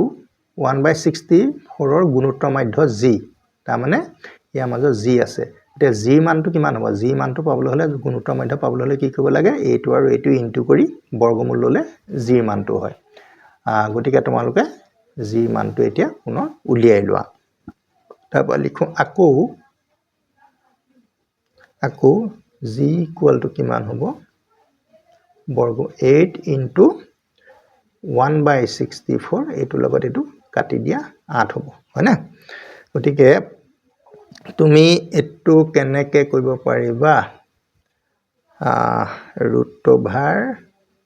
√1 আমি 8 পালো ঠিক আছে না 1/8 পালো এতিয়া এই 1/8 টো পৰা আমি p উলিয়াব লাগিব তাৰমানে এই 2 টু দি পাৱাৰ 12 টো উলিয়াব লাগিব এটো এটা আমি কাম কৰিব পাৰো কাম মানে তোমাৰ প্ৰমাণটো কেনেকে দিছে সোৱা দেই প্ৰমাণ কৈছে g two the power 8 equal to p g ৰ পাৱাৰটো 8 বনাব লাগিব তেতিয়া p হৈ যাব বুলি কৈছে g টু দি পাৱাৰ 8 টো মই দি চাওচোন বাৰু g টু দি পাৱাৰ এটো তুমি এটা কাম কৰিব পাৰা অৱশ্যে এই কামটো কৰি দিয়াছো 1 ৰ স্কয়াৰ ৰুট 1 আৰু 8 ৰ স্কয়াৰ ৰুট হ'ব 2√2 ঠিক আছে এটো তোমালোকে বুজি পাবাই সাকে 1 ৰ স্কয়াৰ ৰুট হলে 1 হ'ব 2√2 এতিয়া মই g ৰ পাৱাৰ যদি 8 দি দিও হা তেতিয়া g ৰ পাৱাৰ যদি 8 দিও তেতিয়া 1/2√2 ৰ পাৱাৰটো 8 হ'ব है না মানে পাৱাৰটো আমি 8 তলে ৰেজ কৰিছো বহাই দিছো কাৰণ প্ৰশ্নটোৰ উত্তৰটো মিলাব লাগিব তো গতে g টু দি পাৱাৰ 8 দিলে এপিনেও 8 দিব লাগিব তাৰ পিছত এতিয়া তুমি এটা কাম কৰা g টু দি পাৱাৰ 8 টো থাকিলে এটো যদি আমি 1 ৰ পাৱাৰ যিয়ে নহওক 1 ৰ পাৱাৰ 8 হলে এটো 1 এ হ'ব আৰু এই 8 পাৱাৰটো 2 লে আহিলে 2 টু দি পাৱাৰ 8 আৰু এই 8 পাৱাৰটো যদি √2 ওপৰত আহিলে চোৱা তুমি √2 ওপৰত যদি 8 আহে আমি 2 two the power half into 8 cancel গলে 4 তাৰ মানে এটো 2 টু দি পাৱাৰ 4 হ'ব 2 টু দি পাৱাৰ 4 হ'ব g টু দি পাৱাৰ 8 এটো 1/2 টু দি পাৱাৰ কিমান হ'ব 12 এটা চোৱা এটো p ভ্যালু হয় তোমালোকৰ এটো p ভ্যালু হয় p ভ্যালু তোমালোকে দেখা পাইছা যে p value 1/2 two the power 12 গতিকে 1/2 টু দি পাৱাৰ 12 আমি পাই গলো গতিকে আমি g two the power 8 equal to কিমান হ'ব p হ'ব g টু নেকি আমাক প্ৰমাণ কৰিবলৈ দিছিল দেই গতিকে তোমালোকে ইয়াতে দি পেলে আমি লিখি থওঁ 1 ৰ পৰা তেতিয়া গম পাবা যে বস্তুটো কোপা আহি ওলাইছেহি এটা প্ৰমাণ কৰা হল ছাত্ৰ ছাত্ৰীসকল চেষ্টা কৰিছো তোমালোকৰ যিমান পাৰো সহজে কৰিবলৈ বিকল্প পদ্ধতিও কেবাটাও আছে এটা তোমালোকে এই ধৰণে কৰি চাব পাৰা ঠিক আছে এটা নেক্সট প্ৰশ্ন তোমালোকৰ আমি 14 লৈকে হৈ গলটো এতিয়া আমি 15 নম্বৰ প্ৰশ্নলৈ আগবাঢ়িছো আন এটা ইম্পৰ্টেন্ট প্ৰশ্ন চোৱা তোমালোকৰ এই প্ৰশ্নটো ঠিক আমি ইয়াৰ আগত কৰি আহা 14 নম্বৰটো লগ জাস্ট অকমান মিল আছে ইয়াতে কৈছে যে a আৰু b ৰ মাজত m টা গুণোত্তৰ মাধ্য আছে কেতিয়াবা পৰীক্ষাত m ৰ ঠাইত n দি দিয়ে n দিলে তোমাৰ ইয়াতো n দিব দেই গতিকে পৰীক্ষা অলপ চেঞ্জ কৰি দিব পাৰে m টা গুণোত্তৰ মাধ্য মাত্ৰ গুণোত্তৰ মাধ্যখিনি পূৰণ কৰিলে এটো হ'ব বুলি কৈছে তোমালোকক ঠিক আছে তাৰ কাৰণে আমি এটা কাম কৰো কমন ৰেশিও এটা ধৰি লওঁ ধৰা হল gp2 ৰ সাধাৰণ অনুপাত r আমাৰ সাধাৰণ অনুপাত এটা ধৰি লৈছো গতিকে আমাৰ m সংখ্যক gm আছে হয় না m সংখ্যক gm যদি আমি ধৰো কেনেকৈ ধৰিম m সংখ্যক gm হল m সংখ্যক দেই স্মল m দিছো m সংখ্যক এটা চোৱা ফাৰ্ষ্টটো তুমি তোমাৰ আছে কাৰণ a আৰু b মাজতহে আছে ফাৰ্ষ্টটো তুমি পাইছা ফাৰ্ষ্টটোক যদি তুমি r ৰে মাল্টিপ্লাই কৰা কিমান হ'ব এটো সেকেন্ড হৈ যাব আকৌ a r ক যদি তুমি আকৌ r ৰে মাল্টিপ্লাই কৰা a r স্কয়াৰ এটো তোমালোকৰ সেকেন্ড হৈ যাব আকৌ যদি মাল্টিপ্লাই কৰা r ৰে a r কিউব এনেকৈ গৈ তুমি কিমান পাবাগে a r two the power m পাবা বুলি কৈছে কাৰণ কোৱেশ্যনটো কৈছে m সংখ্যক আছে আৰু লাষ্টটো এইকিটা তোমালোকৰ মানে কি দিলো এইকিটা তোমালোকক কেৱল gm দিলো মানে গুণোত্তৰ মাধ্যহে দিছো এইকিটা কাৰ মাজত থাকিব a আৰু b ৰ মাজত থাকিব হয় না গতিকে আমি লিখিম এতেকে ar স্কয়াৰ ar কিউব হা dot ar two the power m আছে না তা আগৰটো m - 1 হ'ব ইয়াটো যেনেকৈ 3 থাকিলে এটো 2 হয় 3 - 2 হয় গতিকে m - 1 হ'ব আৰু এটো ar two the power m আৰু লাষ্টটো b গতিকে তোমালোকে গম পাইছা এইখিনি তোমালোকৰ কি হ'ব gm হ'ব ন gm মানে গুণোত্তৰ মাধ্য a আৰু b বাদ দি পেলে তাৰ মাজত যিখিনি আছে এইখিনি হল গুণোত্তৰ মাধ্য আমি প্ৰতিটো পদকে r ৰে পূৰণ কৰি গৈ আছো যে সাধাৰণ পদবিলাকৰ গতে উলিয়াই পেলাইছো ঠিক আছে এতিয়া এইখিনি পূৰণ ফলটোকে তোমালোকক কি বুলি কৈছে এইটো ab whole to the power m/2 ইয়াতে তোমাৰ পদ কিমান আছে বাৰু ইয়াতে চোৱা ইয়াতে এই কোণৰ পৰা এই কোণলৈটো তোমালোকৰ m টা পদ আছে হা m টা পদ আছে আৰু এই a আৰু b যেতিয়া লগ লাগি গল m+2 তম পদ হা গতিকে এতিয়া আমি লিখিম m+2 তম পদ তাৰমানে শেষৰ পদটো কথা কৈছে এটো তোমালোকৰ কি হ'ব b হ'ব হা m+ আমি শেষ পদ বুলিও ক'ব পাৰো শেষ পদটো b কিন্তু শেষ পদটো কে নম্বৰ পদ হেতু এটা জানিব লাগিব নহয় গতিকে ইয়াৰ ar আমি ইয়াৰ পৰা ধৰিছো না ইয়াৰ পৰা ইয়ালে কেটা পদ আছে এইখিনি হল m টা পদ আকৌ a আৰু b ধৰিলে আৰু দুটা বাহি গল গতিকে m+2 তম পদটো b আৰু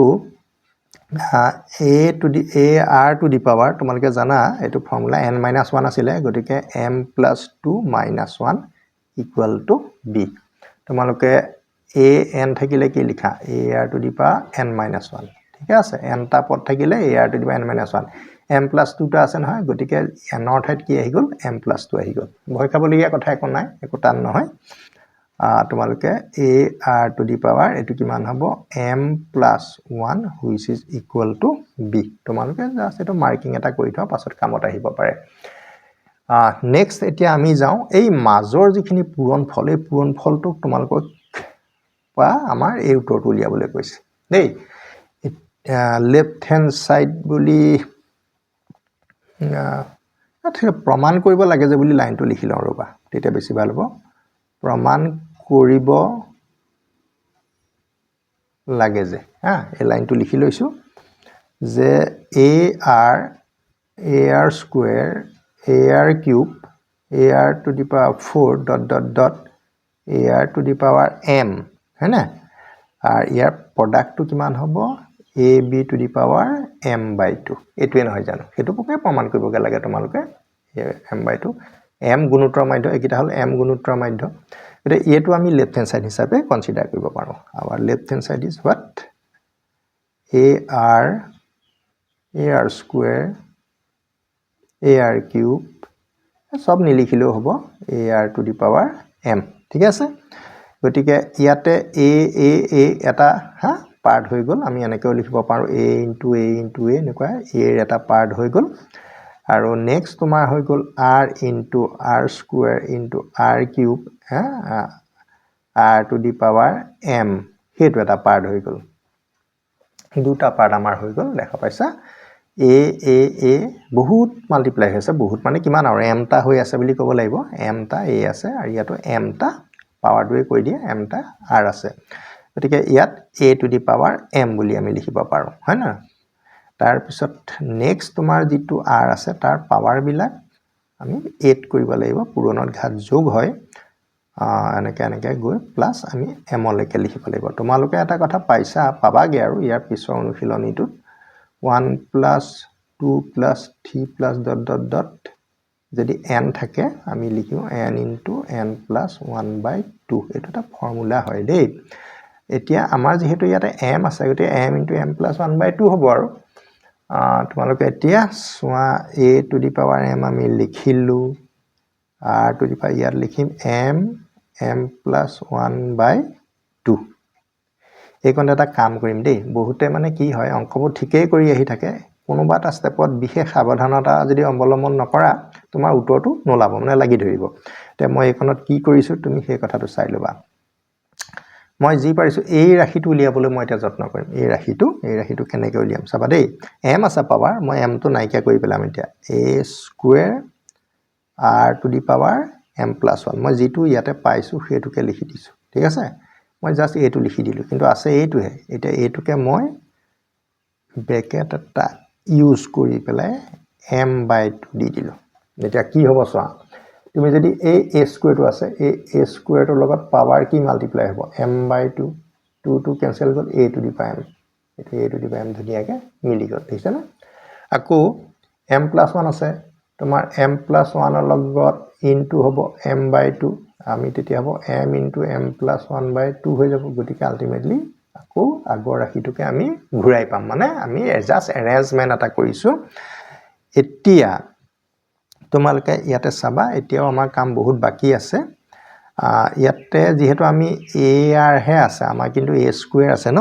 গতিকে হেতু কৰিব যাওতে এনেকুৱা এটা কাম মই কৰিম a স্কয়াৰ বুলি a into ar to the power m plus 1 বুলি লিখিলো দেখা পাইছা whole to the power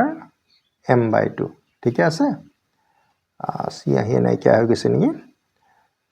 তাৰ পিছত এটো আমি a লিখিলো এই যে ar to the power m plus 1 তোমালোকে দেখা পাইছা না ar to the power m plus 1 ar to the power m plus 1 ক আমি কি বুলি কৈছিলো b বুলি কৈছিলো গটিকে এই টুৰ বদলি তুমি b লিখি দিয়া আৰু পাৱাৰটো থাকিলে m/2 equal to right hand side ছাত্ৰ-ছাত্ৰী সকল খুব সহজ বুলি মই ভাবিছো কাৰণ ইয়াতকে বহুত ক্ৰিটিকেল হে হ'ব আৰু ইয়াতকে সহজ বিচাৰিলে আৰু আছে বিকল্প পদ্ধতি বহুত আছে গতি এটো ধৰণে তোমালোকে কৰিবা প্ৰেক্টিস কৰিবা তোমালোকৰ প্ৰশ্ন 15 নম্বৰ সমাধান হৈ গল এতিয়া আমাৰ পিছৰ 16 নম্বৰ প্ৰশ্নটো কৰিবলৈ আছে এবাৰ চোৱা তোমালোকৰ আন এটা প্ৰশ্ন এটা জিপি আছে তাতে পদ কিমান আছে এটা জিপিত এনটা পদ আছে আনটা জিপিত তোমালোকৰ টুৱাইস এনটা টাৰ্মছ আছে এটা জিপিত থ্ৰাইস এনটা টাৰ্মছ আছে আৰু যত এনটা টাৰ্মছ আছে হেতু আমাৰ s1 বুলি কৈছে টুৱাইস এনটা টাৰ্ম থাকিলে হেতু s2 বুলি কৈছে ঠিক আছে আৰু 3 এনটা টাৰ্মছ থাকিলে s3 বুলি কৈছে এটো বহুত দৰকাৰী প্ৰশ্ন এটো দেখা যায় যে পৰীক্ষাত প্ৰায় এই প্ৰশ্নটো কাটে এই তিনিটা পদ s1 s2 -1 s3 -s2 জিপিত আছে বুলি তোমালোকে প্ৰুফ কৰিব লাগে মই প্ৰুফটো তোমালোকক কৰি দিছো লাহে লাহে তোমালোকে চাই লবা এটা আমি সলিউশন বা সমাধান বুলি আমি লিখি ললো তাৰ কাৰণে এটা কি কৈছে চোৱা s1 যেতিয়া তুমি লিখিবা হা দিয়া আছে না given ইংৰাজীতে লিখিলো s1 মানে কি s1 ত কিমানটা টাৰ্ম থাকিব n টা টাৰ্ম থাকিব ঠিক আছে এতিয়া আমি যোগফলৰ ফৰ্মুলাটো লিখিব লাগিব আমি কোনটো লিখো আমাৰ এটা বিপদ হৈছে যে আমাৰ যোগফলৰ গুণোত্তৰ প্ৰগতি দুটা ফৰ্মুলা আছে আমি হেইটোকে লিখি দিও যে r less than 1 a into 1 minus r to the power n by 1 minus r এটো এটা লিখি দিও s2 কোনটো লিখিম s2 টো তোমালোকৰ আছে twice n টা টাৰ্মছ আছে ন গতিকে a into 1 minus r to the power twice n by 1 minus r এটো এটা লিখি দিলো তাপা s3 টো মই লিখি দিও ইয়াতে তোমালোকৰ নাম্বাৰ অফ টাৰ্মছ কিমান আছে s3 তোমালোকক কৈছে s3 number of terms thrice n আছে thrice n মানে জাস্ট r ৰ পাৱাৰটো তোমালোকে 3n কৰি দিব লাগে বাকিবোৰ একে থাকিব 1 minus r to the power thrice n bracket close 1 minus r এইগিটা হল তোমালোকৰ s1 s2 এইগিটা তোমালোকক দিয়া আছে বুলি কব পাই হয় না গতিকে s1 বুলি কলে জানিব লাগিব তাত n টা পদ আছে s2 বুলি কলে জানিব লাগিব তাত twice n টা টাৰ্মছ আছে s3 বুলি কলে বুজিব লাগিব যে তাত thrice n টা টাৰ্মছ আছে আৰু ইয়াতে আমি কি কৰিছো 1 minus r লিখিছো এটো তোমাৰ নিজৰ কথা ইটো লিখিলেও হ'ব r to the power n minus 1 লিখিলেও হ'ব কাৰণ ইয়াতে আমি তো আনসাৰ্টেন ন r ৰ ভ্যালু 1 কে ডাঙৰ নে সৰু একো ডিটাৰমাইন কৰিব পৰা নাই হেকাৰণে তোমালোকক আমি 1 minus r লিখি দিছো গতে ইটো লিখিলেও তোমালোকৰ হ'ব দেই গতে চিন্তা কৰিব নালাগে এইখিনি তোমালোকে লিখিলা এতিয়া আমি এই গিটা উলিয়াই লওঁ s1 টো আমি পালোই s2 s1 ডিটাৰমাইন কৰো s3 s তাৰ পিছত আমি মেইন অংকটো কৰিবলৈ আগবাঢ়িম এতিয়া তোমালোকে চাবা s2 s1 s2 মানে কিমান হ'ব এই তোমালোকৰ লিখাই আছে আৰু a into 1 minus r to the power twice n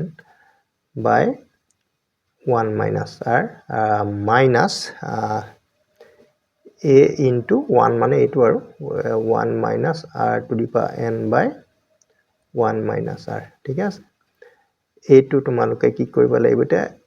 ইয়াতে কমন এটা লব লাগিব so a by 1 minus r a by 1 minus r হেতু তোমালোকৰ যদি কমন হৈ যায় অকমান ক্যালকুলেশনটো কম হৈ যাব ন তেতিয়া ব্ৰেকেটত কি থাকিব 1 minus r to the power twice n minus 1 plus হ'ব দেই মানে এটো মাইনাস আছে নহয় r to the power n ইয়াতে 1 1 দেখোন ক্যান্সেল যায় হয়নে তে ক্যান্সেল গলে a by 1 minus r হল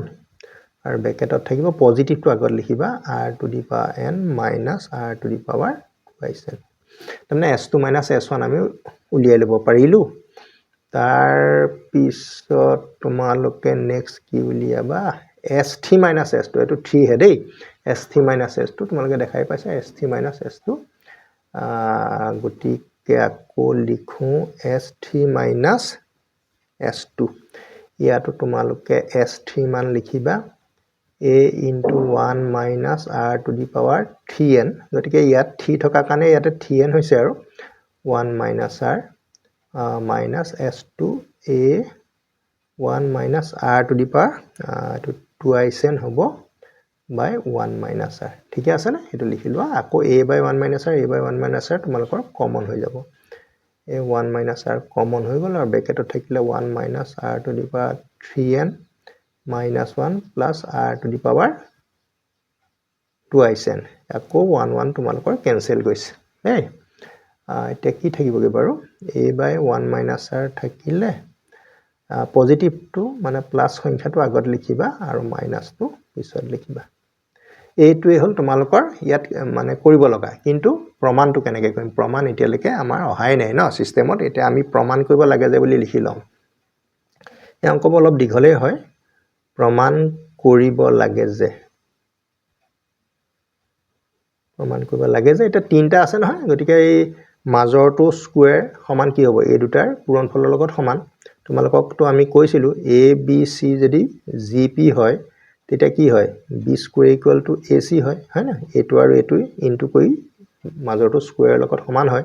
তে এই ৰুলটোৱে আমি ইয়াতে লগাম ইয়াতে আমি কইম s1 into S3 minus S2 year equal to হ'ব S2 minus S1 whole square ঠিক আছে সেই ৰুলটো আমি আগতেও এনেকুৱা লগাই পেলাই বহুত অংক কৰিছো গতিকে আমি এটা লেফট হ্যান্ড সাইডটো লৈ লওঁ আৰু লেফট হ্যান্ড সাইড যদি ৰাইট হ্যান্ড সাইডটো উলিয়াই দিব পাৰো আমাৰ প্ৰমাণ সম্পূৰ্ণ হ'ব লেফট হ্যান্ড সাইড আমি লিখিছো বাও পক্ষ S1 into S3 minus S2 ঠিক আছে সোৱা এতিয়া ৰাখিব যেহেতু অলপ ডাঙৰ ডাঙৰ গতিকে সময়টো লাগিবই এটো a into 1 minus r whole to the power n by 1 minus এটো s1 ৰ ভ্যালু তাৰ পিছত তোমাৰ into s3 minus s2 a2 সোৱা এটো ভ্যালু এটা আমি এটা লিখিব লাগিব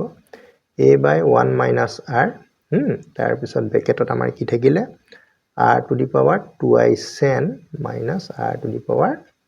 3 n এইখিনি আমি ইয়াৰ পা লিখি দিলো আগত যেটো সাবট্ৰেক্ট কৰি থৈছো এতিয়া তোমালোকে আকৌ মন কৰিবা ইয়াতে সৰল একো দিগদাই নাই 1 r দুটা আছে গতিকে 1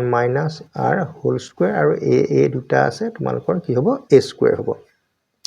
বাকি a টোৰ লগত এটো আমাৰ ইনটু কৰি পেলাও দেই গতিকে 1 r to the power n তাৰ লগত ইনটু হ'ব r to the power 2i n minus r to the power 3 n ordinary multiplication আমি সাধাৰণভাৱে যেনেকৈ ইনটু কৰো হেতু নিয়মে ইয়াতে প্ৰয়োগ কৰিবা 1 r হোল স্কয়াৰ তা পুৰণটো মই ইয়াতে দিছো 1 ৰ লগত r to the power n কৰিলে r to the power 2 n হ'ব 1 ৰ লগত এটো কৰিলে minus r to the power 3 n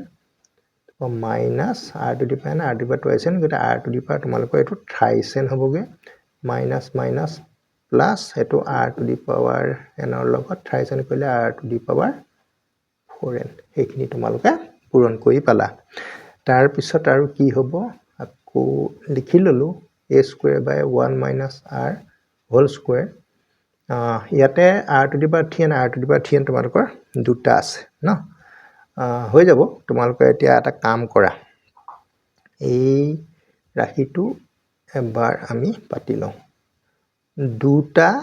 r to the power 3n এনেকৈ লিখি ললে ভাল হ'ব r to the power 3 n r to the power 3n দুটা আছে twice of r to the power 3n plus r to the power 4n ঠিক আছে এইখন লাগে হয় না এতিয়া চাবা লেখাকে লিখি আছো আৰু বাকি বন্ধনীৰ পৰা আমি সম্পূৰ্ণ সৰল কৰিব পৰা নাইটো গতিকে এটো বন্ধনী দিলো তাৰ পিছত এটো এটা আমি সূত্ৰ আকাৰে লিখিম দেই r to the power n এনেকৈ লিখিলো r to the power 2 n হ'ব a square minus 2i a r to the power n b r to the power 2 n বুলি লিখো r to the power 2 n whole square হয়নে নহয় সোৱা এটোৰ পৰা এটো পাবা এই দুটা ইনটু কৰিলে এটো হ'ব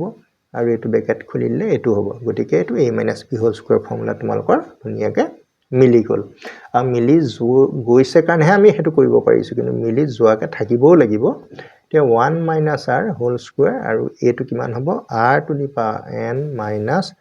r to the power 2 n whole square ঠিক আছে এতিয়া তোমালোকৰ কি হ'ব সোৱা আমি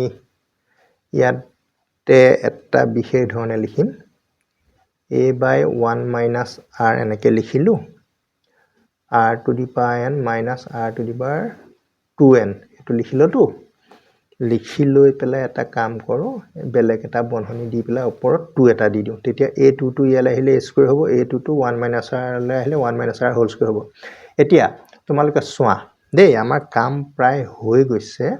তে এই যেটো ৰাখি হয় এই ৰাখিটো কোনটো বাৰু এই ৰাখিটো তোমালোকৰ a2 হয় a by r দেখা পাইছা না তোমালোকে a by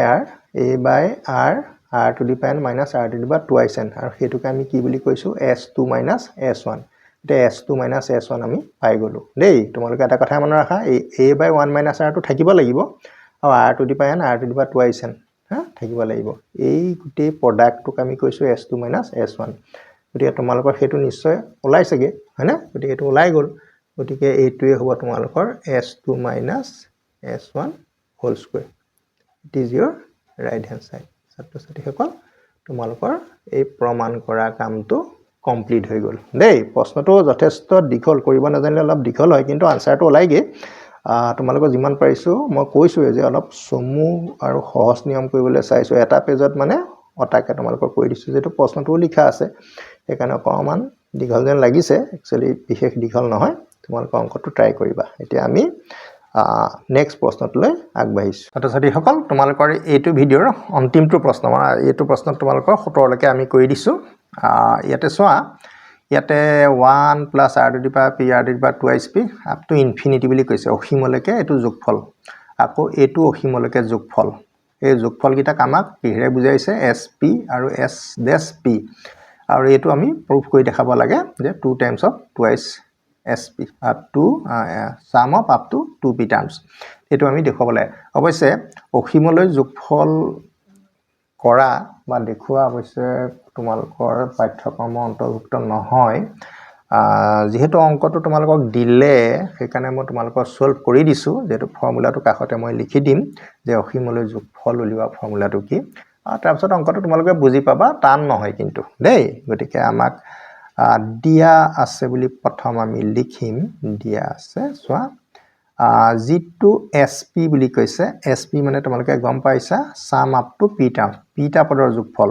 এটো প্ৰথমতেই দিছে r to the power p r to the power twice p plus dot dot dot up to infinity এটো অসীম চিনটোকে মই তোমালোকৰ ইয়াতে ইউজ কৰিছো নেক্সট তোমালোকৰ চোৱা এই যোগফলটো উলিয়াবৰ কাৰণে তোমালোকৰ এটা ফৰ্মুলা আছে sum up to infinity অসীমলৈ যোগফল গুণোত্তৰ শ্ৰেণী অসীমলৈ যোগফলৰ ফৰ্মুলাটো গুণোত্তৰ শ্ৰেণী দেই গুণোত্তৰ শ্ৰেণীৰ অসীমলৈ যোগফলৰ ফৰ্মুলাটো হ'ল a by 1 minus r এইটো হ'ল তোমালোকৰ ফৰ্মুলা ঠিক আছে এই ফৰ্মুলাটো জানিলেই হ'ল আৰু a by 1 minus r এটা তোমালোকে চোৱা আটো মাৰিলো a বুলি কৈছে a মানে কোন ফাৰ্স্ট টাৰ্ম ইয়াতে তোমাৰ a = তোমালোকৰ 1 হয় গতিকে 1 লিখা তাৰপিছত 1 টো লিখিম এটো ফৰ্মুলা পা আছে 1 টো r r ৰ ভ্যালু কিমান যে 1 এ যদি r to the power p divide কৰা r = কিমান হ'ব r to the power p by 1 গতিকে r to the power p গতিকে এটো হ'ব r to the power p হয়না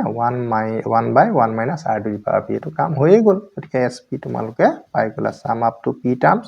p টা পদলৈ যোগফল 1 by r to the power p তাৰ নেক্সট তুমি চাই লোৱা s dash p আৰু s dash p ইয়াতে কিমান আছে 1 minus r to the power p plus r to the power 2p minus এনেকে dot dot dot up to অসীমলে এনেকে আমি দি ললো ইয়াটো ঠিক তেনেকে a by a মানে ইয়াত ফাৰ্স্ট টাৰ্ম 1 minus r মানে কি 1 এ r to the power p divide কৰিলে কিমান হ'ব r to the power p হ'ব কিন্তু মাইনাসত আছে হয়নে গতিকে ব্ৰেকেট ইউজ কৰি দিয়া minus r to the power p তাৰ পিছত কি হ'বগে 1 by 1 plus r to the power p এটো পাই গলা এতিয়া পোৱাৰ পিছত আমি এই মানগিটা ইউজ কৰিম কোট ইউজ কৰিম এইটো তোমালোকৰ লেফট হ্যান্ড সাইড দেখা পাইছা না আমি লেফট হ্যান্ড সাইডত ব্যৱহাৰ কৰিম নাও LHS বাওঁফাল হয়নে SP S dash P এটা SP ভ্যালুটো বা যেটো উলিয়া আমি অলৰেডি ললো এই ভ্যালুটো তোমালোকে ইয়াতে বহাই দিয়া মানে সাবস্টিটিউট কৰা 1 by 1 minus r to the power p 1 by 1 plus r to the power p ঠিক আছে জাস্ট এই ভ্যালু গিটা এইটো আৰু এই ভ্যালুটো আমি যেটো এটো sp ভ্যালু এটো s dash p ভ্যালু গতিকে আমি লেফট হ্যান্ড সাইডত থকা ৰাখি দুটা ঠাই সাবস্টিটিউট কৰিছো বিশেষ একো কৰা নাই